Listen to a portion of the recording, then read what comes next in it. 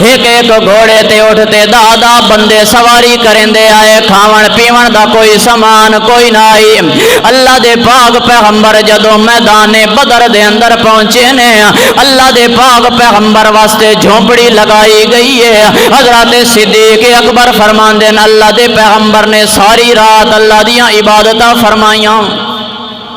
اللہ کریم دے سامنے سربا سجود ہو کے اللہ دیاں حمدہ کیتیاں اللہ تو مددہ منگیاں تے اللہ دے پیغمبر نے فرمایا او میرا اللہ اے میں 313 لے کے آیا گا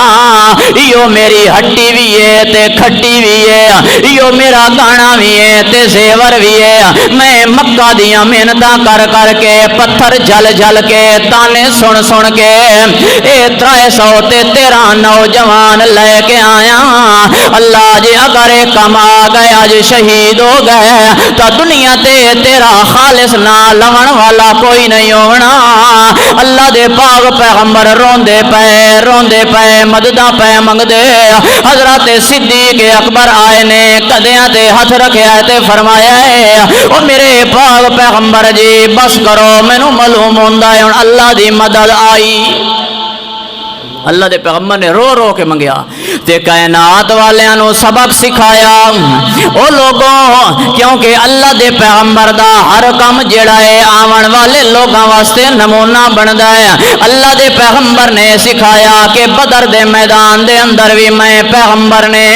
اس جھوپڑی دے اندر سربا سجود ہو کے مدد کہندے کولو منگی ہے لہذا اس ویلے بھی دکھ آئی پریشانی آئی حنین والے دن بھی بڑی پریشانی جس ویلے میں مکہ شہر چھوڑ کے پیا ویندا ہوں اس ویلے بھی بڑی پریشانی تے دکھ دا عالم مگر اللہ دے پیغمبر نے فرمایا کہ نہ دکھ تے مشکل دی حالت دے اندر میں اللہ تو مدد منگیے